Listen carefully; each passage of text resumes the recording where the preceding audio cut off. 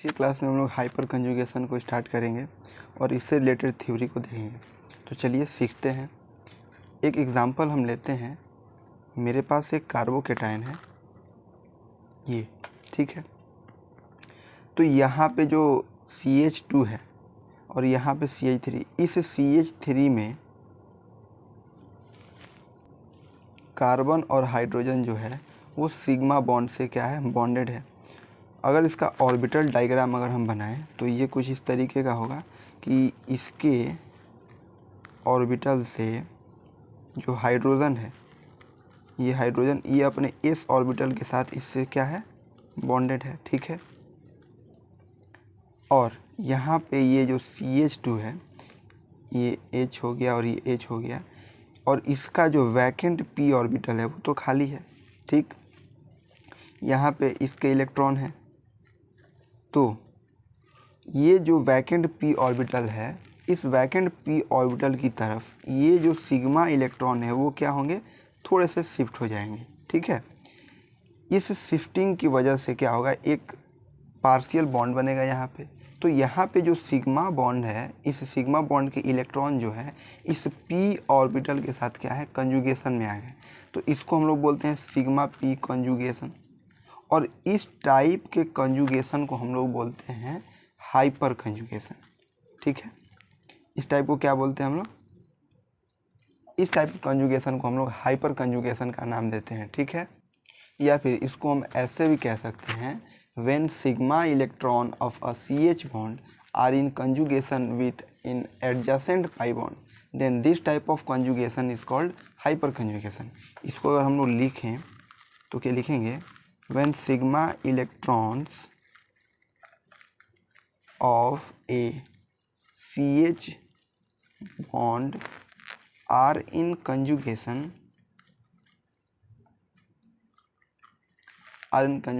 with an adjacent pi bond, then this type of conjugation is called hyperconjugation, ठीक है।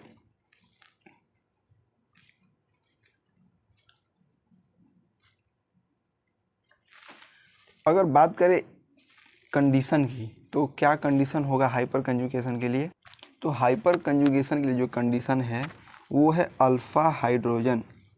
अब alpha hydrogen हम किसको बोलेंगे, अगर हम एल्कीन ले लें, अगर हम एक एल्कीन लेते हैं, जैसे अगर प्रोपीन ले लें, अगर हम CH3 CH double bond CH2, तो इस डबल बॉन्ड से जो एडजेसेंट कार्बन है, यानी ये इस कार्बन के पास भी डबल बॉन्ड है, इसके पास, यानी ये डबल बॉन्ड इन दोनों का होगा।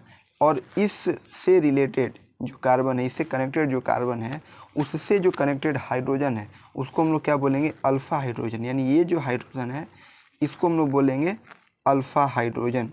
तो हाइपर कंजुगेशन के लिए मस्ट जो है वो है अल्फ़ा हाइड्रोजन। अगर किसी कंपाउंड के पास अगर अल्फ़ा हाइड्रोजन नहीं है, किसी कार्बन के पास अल्फ़ा हाइड्रोजन नहीं है, तो उसमें हाइपर कंजुगेशन पॉसिबल नहीं होगा।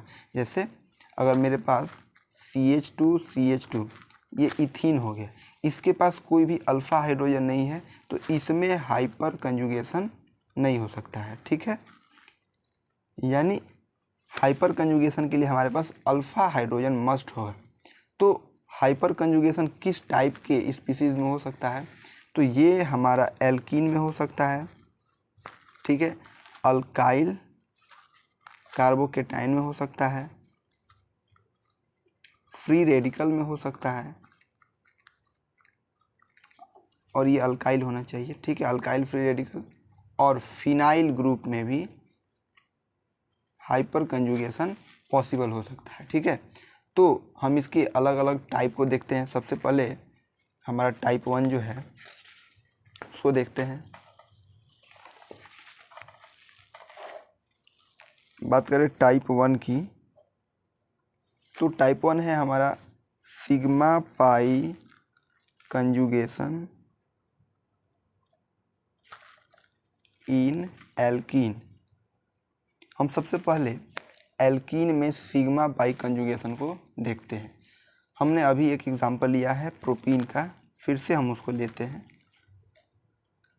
बात करें यहाँ पे प्रोपीन की, तो इस डबल बॉन्डेड कार्बन से जो कनेक्टेड कार्बन है हमारा, उसके पास 3 हाइड्रोजन है, ठीक है, यानी इसके पास अल्फा हाइड्रोजन है, तो इसमें हाइपर कंजुगेशन पॉसिबल होगा। तो अगर इसका डायग्राम अगर हम बनाएं इस तरीके से, डबल बॉन्ड CH2, तो ये जो ये CH बॉन्ड का ये जो सिग्मा इलेक्ट्रॉन है वो इस एडजेसेंट पाई बॉन्ड के साथ क्या होगा, कंजुगेशन में होगा। कैसे, ये जो सिग्मा बॉन्ड है वो यहाँ पे शिफ्ट हो जाएगा और ये यहाँ पे शिफ्ट हो जाएगा, तो इसका एक रेजोनेटिंग स्ट्रक्चर बनेगा। वो कैसे बनेगा, वो कुछ इस तरीके का बनेगा। ये जो सिग्मा बॉन्ड है वो इस पाई बॉन्ड में शिफ्ट हो गया है और ये जो पाई बॉन्ड है वो इसके ऊपर शिफ्ट हो गया, ठीक है। तो यहाँ से अगर हम देखें तो ये जो सिग्मा बॉन्ड है वो पाई बॉन्ड में शिफ्ट हो गया, यानी कंजुगेशन में आया है। तो इस टाइप के कंजुगेशन को हम लोग क्या बोलेंगे, हाइपर कंजुगेशन।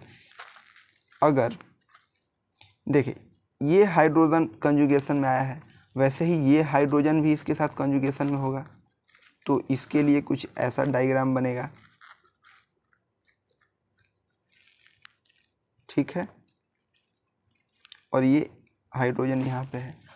इसका एक और पॉसिबल रेजोनेटिंग स्ट्रक्चर हो सकता है, वो क्या होगा, अगर ये हाइड्रोजन बॉन्ड अगर इस ये जो सिग्मा इलेक्ट्रॉन है वो कंजुगेशन में हो तो कुछ इस तरीके का होगा, ठीक है। अगर हम लोग देखें यहाँ पे तो जो CH बॉन्ड जो है वो एक हाइड्रोजन के साथ कोवलेंट बॉन्ड नहीं बनाया, जैसे कि ये जो कार्बन है इस हाइड्रोजन के साथ कोवलेंट बॉन्ड नहीं बनाया है, ये जो कार्बन है इस हाइड्रोजन के साथ, और ये जो कार्बन है वो इस हाइड्रोजन के साथ कोई कोवलेंट बॉन्ड को नहीं फॉर्मेशन किया है, ठीक है। तो इस टाइप के बॉन्ड को हम लोग नो बॉन्ड रेजोनेंस भी कहते हैं। इसको क्या बोलते हैं, नो बॉन्ड रेजोनेंस, ठीक है। तो इसके ये मेरे फर्स्ट, सेकेंड और ये थर्ड, इसके 3 रेजोनेटिंग स्ट्रक्चर और ये एक पहले से, तो इसके टोटल कितने रेजोनेटिंग स्ट्रक्चर आए मेरे पास, 4। तो किसी कंपाउंड के जितने ज़्यादा स्ट्रक्चर होंगे मेरे पास, रेजोनेटिंग स्ट्रक्चर होंगे, उतने ज़्यादा उस कंपाउंड का क्या होगा, स्टेबिलिटी होगा, ठीक है। और ये जो रेजोनेटिंग स्ट्रक्चर है वो डिपेंड करेगा इस अल्फ़ा हाइड्रोजन पे। इसमें अगर हम देखें प्रोपीन में तो टोटल कितने अल्फ़ा हाइड्रोजन थे, तो इसमें 3 अल्फ़ा हाइड्रोजन थे। अगर हम एक और एग्जांपल लें, CH3 CH2 CH2, तो इस डबली बॉन्डेड कार्बन के साथ जो कार्बन अटैच है उसके पास कितने हाइड्रोजन है, 2 हाइड्रोजन, यानी इसके पास कितने अल्फ़ा हाइड्रोजन हुए, 2 अल्फ़ा हाइड्रोजन। तो इसके जो रेजोनेटिंग स्ट्रक्चर बनेंगे वो कितने बनेंगे, 3 बनेंगे। अगर हम बात करें कि कितने रेजोनेटिंग स्ट्रक्चर बनेंगे यहाँ पे, तो रेजोनेटिंग स्ट्रक्चर जो है अल्फ़ा हाइड्रोजन और प्लस में 1, यानी यहाँ पे 3 अल्फ़ा हाइड्रोजन थे तो 3 रेजोनेटिंग स्ट्रक्चर और प्लस में ये प्राइमरी स्ट्रक्चर उसका था, तो कितने रेजोनेटिंग स्ट्रक्चर बने, 4। वैसे ही यहाँ पे 3 रेजोनेटिंग स्ट्रक्चर बनेंगे। वैसे ही अगर मेरे पास एक और कंपाउंड हो जाए CH3 CH double bond CH2, तो यहाँ पे कितने अल्फ़ा हाइड्रोजन है, सिर्फ एक ही अल्फ़ा हाइड्रोजन है, तो यहाँ पे कितने रेजोनेटिंग स्ट्रक्चर बनेंगे, सिर्फ 2 बनेंगे, ठीक है।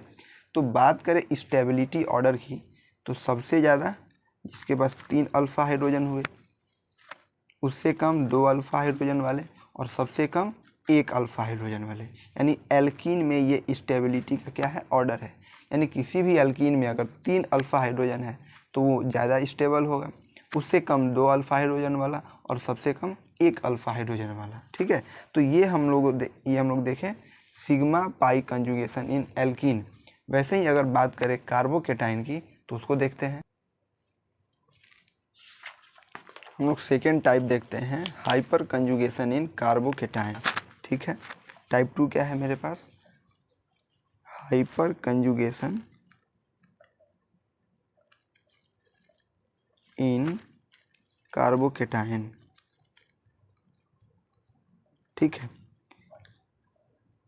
तो इसको हम लोग लिखेंगे इन द कार्बोकेटायंस,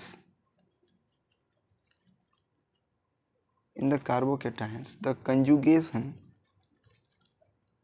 is between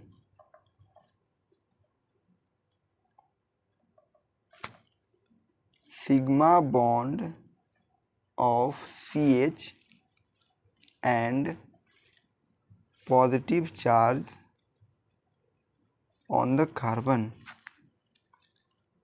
यानी कार्बोकेटायन में हाइपर कंजुगेशन कैसे होगा, तो जो कार्बन पे पॉजिटिव चार्ज है उसमें और जो CH बॉन्ड है उसका सिग्मा इलेक्ट्रॉन आपस में कंजुगेशन में होगा। जैसे कि इसमें, तो इसमें इस CH बॉन्ड का सिग्मा इलेक्ट्रॉन और इस CH2 का जो पॉजिटिव चार्ज है इन दोनों में क्या होगा, कंजुगेशन होगा। जैसे अभी हम एग्जांपल लेकर के शुरू में ही दिखाएं कि इसका जो p ऑर्बिटल होगा वो इसके इलेक्ट्रॉन से क्या होगा, ये इसके इलेक्ट्रॉन इसके तरफ क्या करेंगे, शिफ्ट करेंगे, और इसके इलेक्ट्रॉन जब इसके साथ पार्शियल बॉन्ड बनाएगा यानी ये एक पाई बॉन्ड बनाएगा, इधर नीचे भी पॉसिबिलिटी है एक पाई बॉन्ड बनाने की, तो यहाँ पे सिग्मा और पाई बॉन्ड क्या होंगे, आपस में कंजुगेशन में होंगे।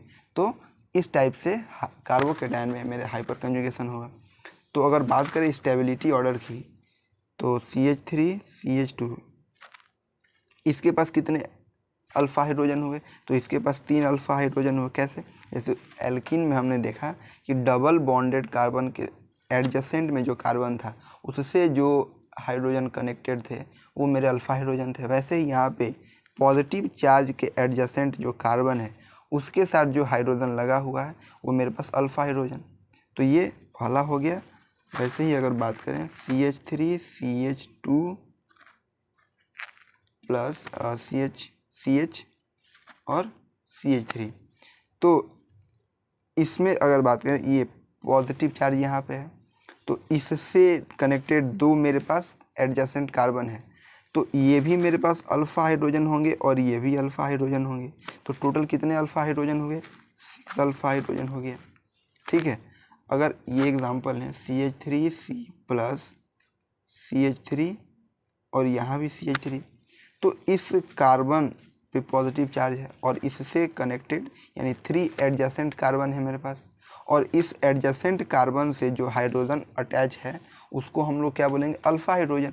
यानी इसके पास भी अल्फ़ा हाइड्रोजन है, इसके पास भी है और इसके पास भी है, तो टोटल मेरे पास 9 अल्फ़ा हाइड्रोजन हो गए। और जितने ज़्यादा अल्फ़ा हाइड्रोजन होगा मेरी स्टेबिलिटी उतना ही ज़्यादा होगी। तो किसी कार्बोकेटायन पे जितना ज़्यादा अल्फ़ा हाइड्रोजन होगा उसकी स्टेबिलिटी उतनी ही ज़्यादा होगी। तो यहाँ पे देखें, अगर ये मेरे पास पहला स्ट्रक्चर है, दूसरा और ये तीसरा, तो सबसे ज़्यादा स्टेबल कौन सा स्ट्रक्चर होगा, तो तीसरा, उससे कम दूसरा और सबसे कम पहला। तो ये मेरे पास स्टेबिलिटी का ऑर्डर आ गया और इस तरीके से कार्बोकेटायन में हाइपर कंजुगेशन होता है, ठीक है। तीसरा मेरे पास एक इम्पॉर्टेंट हाइपर कंजुगेशन है और एक नोट भी है, एक नोट है, इसको हम लोग लिखेंगे hyper conjugation dominates over inductive effect. ये एक इम्पॉर्टेंट नोट भी है, ठीक है। जो हाइपर कंजुगेशन होता है वो इंडक्टिव इफेक्ट के ऊपर डोमिनेट करता है। ये किसने बताया था, तो ये बताया था हमारे बेकर नाथन, ठीक है। इन्होंने 1935 में बताया था कि जो हाइपर कंजुगेशन होता है वो इंडक्टिव इफेक्ट को क्या करता है, डोमिनेट करता है। अगर इसका एग्जांपल लें हम, तो मेरे पास ये एक बेंजीन रिंग हो गया और इसके साथ एक CH3 ग्रुप जुटा हुआ है, ठीक है। तो हम जानते हैं कि CH3 ग्रुप क्या है, एक इलेक्ट्रॉन डोनेटिंग ग्रुप है, यानी ये जो है प्लस I को शो करेगा। वैसे ही एक और एग्जांपल लें हम, CH2 CH3, ठीक है। ये ग्रुप भी क्या है, एक इलेक्ट्रॉन डोनेटिंग ग्रुप है और ये भी प्लस I इफेक्ट को क्या करेगा, शो करेगा। और एक और मेरे पास कंपाउंड है कुछ इस तरीके से CH3 CH3 CH3, ठीक है। तो ये तीनों ग्रुप भी क्या है, ये और ये तीनों इलेक्ट्रॉन डोनेटिंग ग्रुप है, तो ये प्लस आई इफेक्ट को क्या करेगा, शो करेगा।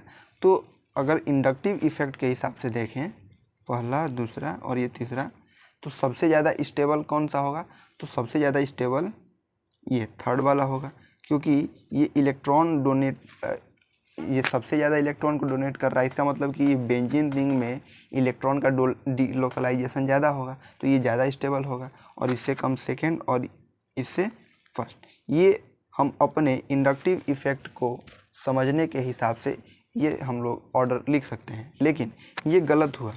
गलत इसलिए हुआ क्योंकि बेकर नाथन ने बताया था कि हाइपर कंजुगेशन जो है वो इंडक्टिव इफेक्ट को डोमिनेट करता है। जितना ज़्यादा अल्फ़ा हाइड्रोजन होगा उतना ज़्यादा मेरा कंपाउंड जो है वो स्टेबल होगा। तो अगर इस केस में बात करें तो इसके पास कितने अल्फ़ा हाइड्रोजन होंगे, तो इसके पास 3 अल्फ़ा हाइड्रोजन होंगे, ठीक है। इसके पास कितने अल्फ़ा हाइड्रोजन हुए, 2, क्योंकि बेंजीन रिंग से ये अगर हम इसको देखें तो ये कुछ इस तरीके का है, ये कुछ इस तरीके का है, यानी ये डबल बॉन्डेड कार्बन से एडजेसेंट कार्बन है ये, ठीक है। ये डबल बॉन्डेड कार्बन है और इसके एडजेसेंट कार्बन ये है, और उसके साथ जो हाइड्रोजन लगा है उसको हम लोग क्या बोलते हैं, अल्फ़ा हाइड्रोजन। तो इसमें कितने अल्फ़ा हाइड्रोजन हुए, 3 अल्फ़ा हाइड्रोजन, इसमें 2 और इसमें एक भी अल्फ़ा हाइड्रोजन नहीं है, ठीक है। तो इस थ्योरी के हिसाब से जिसके पास जितना ज़्यादा अल्फ़ा हाइड्रोजन वो उतना ज़्यादा स्टेबल। तो पहला सबसे ज़्यादा स्टेबल होगा क्योंकि इसके पास 3 अल्फ़ा हाइड्रोजन है, उससे ज़्यादा दूसरा वाला स्टेबल, और सबसे कम तीसरा वाला, क्योंकि तीसरे वाले के पास तो कोई अल्फ़ा हाइड्रोजन है ही नहीं। तो ये जो है सबसे लीस्ट स्टेबल होगा, उससे ज़्यादा ये, और सबसे ज़्यादा स्टेबल ये होगा, ठीक है। इतना तक क्लियर है। तो चलिए इसके अगले टाइप को देखते हैं। आप जैसा हमने कार्बोकेटाइन के बारे में देखा उसी तरीके से फ्री रेडिकल में भी होता है। ये मेरे पास चौथा टाइप हो गया, hyper conjugation in free radical, hyper conjugation in free radical, ठीक है। हम एक स्पीसीज लेते हैं CH3 CH3 और ये CH3, और ये मेरे पास एक इलेक्ट्रॉन इसके ऊपर है। इस इलेक्ट्रॉन को हम लोग क्या बोलते हैं, फ्री रेडिकल। तो इस फ्री रेडिकल वाले कार्बन के एडजेसेंट ये मेरे पास 3 कार्बन लगे हुए हैं, और इस एडजेसेंट कार्बन के जो हाइड्रोजन होंगे वो क्या होंगे, अल्फ़ा हाइड्रोजन, यानी इसके पास 3 अल्फ़ा हाइड्रोजन, इसके पास 3 अल्फ़ा हाइड्रोजन और इसके पास 3 अल्फ़ा हाइड्रोजन। तो टोटल कितने अल्फ़ा हाइड्रोजन हुए, 9 अल्फ़ा हाइड्रोजन। वैसे ही अगर एक और हम ले CH3 CH2, ठीक है, ये फ्री रेडिकल हुआ। तो इस फ्री रेडिकल वाले कार्बन के एडजेसेंट ये कार्बन है, तो इसके पास जो हाइड्रोजन होगा वो क्या होगा, वो, तो इस कार्बन के पास कितने अल्फ़ा हाइड्रोजन हुए, 3 अल्फ़ा हाइड्रोजन हुए, ठीक है। तो स्टेबिलिटी की बात करें तो जिसके पास जितना ज़्यादा अल्फ़ा हाइड्रोजन वो उतना ज़्यादा स्टेबल होगा। तो मेरे पास पहला ज़्यादा स्टेबल है किससे, दूसरे वाले से, ठीक है। तो इस तरीके से फ्री रेडिकल में हाइपर कंजुगेशन होगा। हमें यहाँ पे हाइपर कंजुगेशन में बस यही देखना है कि अगर मेरे पास कोई कार्बोकेटाइन है, कोई कार्बोएनाइन है, उसके एडजेसेंट जो कार्बन है वो हाइड्रोजन जो है वो मेरा अल्फ़ा हाइड्रोजन होगा, और जितने ज़्यादा अल्फ़ा हाइड्रोजन होंगे स्टेबिलिटी उतनी ही ज़्यादा होगी। और एक और इम्पॉर्टेंट नोट हमने क्या बताया कि जो हाइपर कंजुगेशन होता है वो इंडक्टिव इफेक्ट को क्या करता है, डोमिनेट करता है, ठीक है। और इसका जो एप्लीकेशन है वो जब हम लोग ऑर्गेनिक केमिस्ट्री पढ़ेंगे चैप्टर वाइज, तो उसमें कंपाउंड के स्टेबिलिटी को डिनोट करने के लिए हम लोग क्या करते हैं, hyper conjugation, mesomeric effect, inductive effect, ये सब का यूज़ मिलाते हैं, ठीक है। तो हाइपर कंजुगेशन जो है वो डोमिनेट करता है किसके ऊपर, इंडक्टिव इफेक्ट के ऊपर, ठीक है। ये किसने बताया था, ये बताया था बेकर नाथन ने, ठीक है। तो ये मेरे हाइपर कंजुगेशन के टाइप्स थे। इसमें कुछ क्वेश्चंस भी हैं। तो हम लोग एक दो क्वेश्चंस को करेंगे और हाइपर कंजुगेशन को थोड़ा और डिटेल में समझने की कोशिश करते हैं। ठीक है, हम एक दो एग्जांपल लेते हैं। मेरे पास एक स्ट्रक्चर है,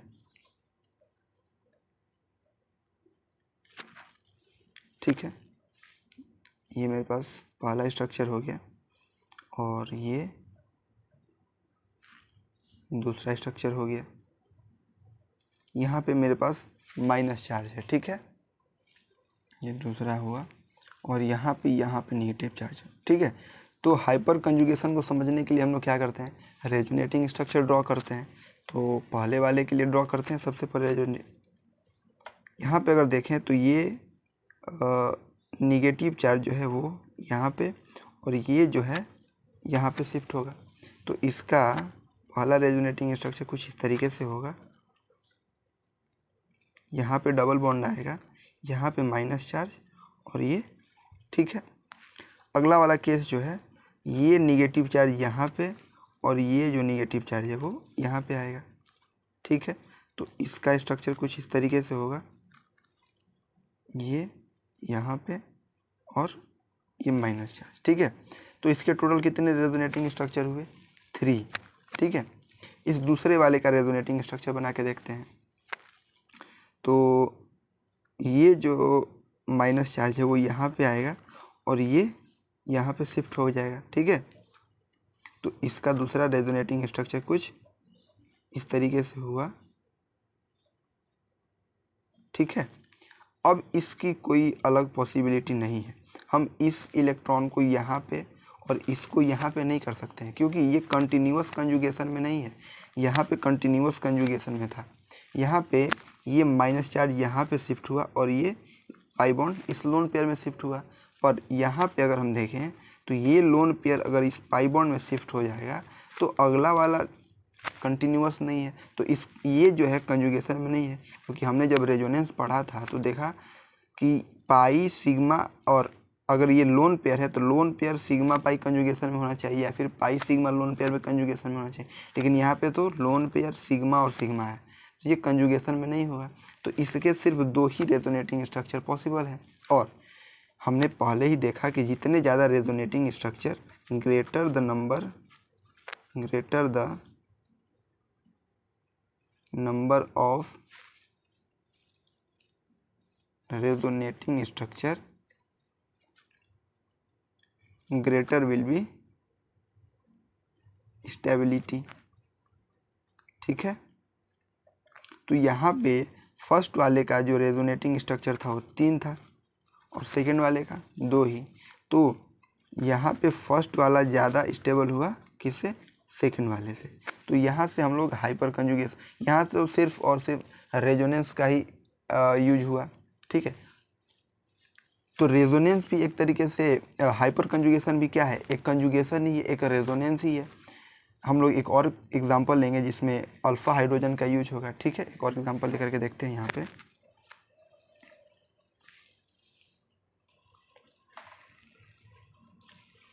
हम दूसरा एग्जांपल लेते हैं। यहाँ पे ये मेरे पास 2 कंपाउंड हैं, ये CH2+ और एक ये जो है CH3 और ये प्लस चार्ज यहाँ पे, ठीक है। तो हमने देखा था अभी कार्बोकेटायन वाले में कि जो जो पॉजिटिव चार्ज कार्बन है उसके एडजेसेंट जो कार्बन है उससे कनेक्टेड जो हाइड्रोजन है उसको हम लोग क्या बोलते हैं, अल्फा हाइड्रोजन। तो ये मेरे पास कार्बन होगी पॉजिटिव चार्ज कार्बन और इसके एडजेसेंट कार्बन ये है। तो इसके पास कितने हाइड्रोजन होंगे, सिर्फ एक ही हाइड्रोजन होगा क्योंकि ये जो कार्बन है वो 1 2 3 बॉन्ड तो ऑलरेडी बना चुका है, यानी एक जो है वो हाइड्रोजन के साथ बॉन्डेड है। तो इसके पास कितने अल्फा हाइड्रोजन हुए, सिर्फ एक ही अल्फा हाइड्रोजन। और यहाँ पे देखें तो ये पॉजिटिव चार्ज कार्बन है और इसके एडजेसेंट कार्बन ये है, इसके एडजेसेंट कार्बन ये है और इसके एडजेसेंट कार्बन ये है। अगर इस कार्बन की बात करें तो इसके पास 3 हाइड्रोजन यानी 3 अल्फा हाइड्रोजन, इसके पास भी 3 अल्फा हाइड्रोजन और नहीं, इसके पास 2 अल्फा हाइड्रोजन क्योंकि ये जो कार्बन है 1 और 2 बॉन्ड तो पहले से बना चुका है और ये कार्बन जो है पहले से 2 बॉन्ड बनाया है। तो यानी इसके पास भी 2 कार्बन, यानी टोटल अल्फा हाइड्रोजन कितने हुए, 3 2 5 2 7, यानी इसके पास 7 अल्फा हाइड्रोजन हुए। तो ज़्यादा स्टेबल कौन सा कंपाउंड हुआ? तो मेरे पास ये सेकेंड वाला ज़्यादा स्टेबल हुआ, ठीक है, क्योंकि greater the number of alpha hydrogen greater will be stability. ठीक है, इस तरीके से एक और लास्ट क्वेश्चन लेते हैं और उसको समझने की कोशिश करते हैं। यहाँ पे ये मेरे पास पहला कंपाउंड हो गया और मेरे पास दूसरा ये हो गया CH2 double bond CH2 plus. ठीक है, बात करें इसमें तो यहाँ पे पॉजिटिव चार्ज सिग्मा बॉन्ड और पाई बॉन्ड क्या है कंजुगेशन में, पाई सिग्मा पॉजिटिव, ये क्या है कंजुगेशन में।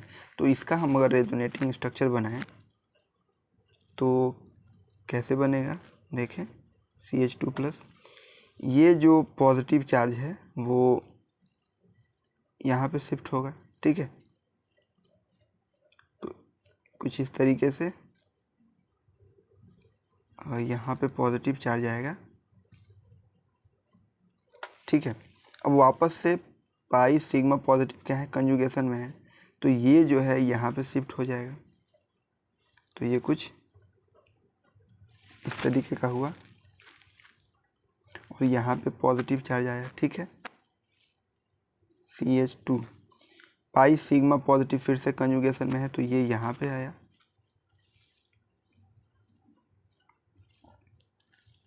और यहाँ पे फिर यहाँ पे पॉजिटिव चार्ज और ये CH2। ठीक, अब फिर से पाई सिग्मा पॉजिटिव क्या है कंजुगेशन में है तो ये यहाँ पे शिफ्ट हुआ,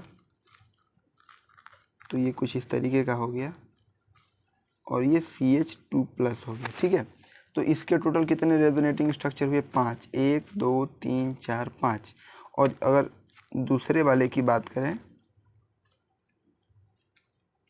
तो ये भी पाई सिग्मा पॉजिटिव क्या है कंजुगेशन में है तो ये यहाँ पे शिफ्ट हुआ और इसका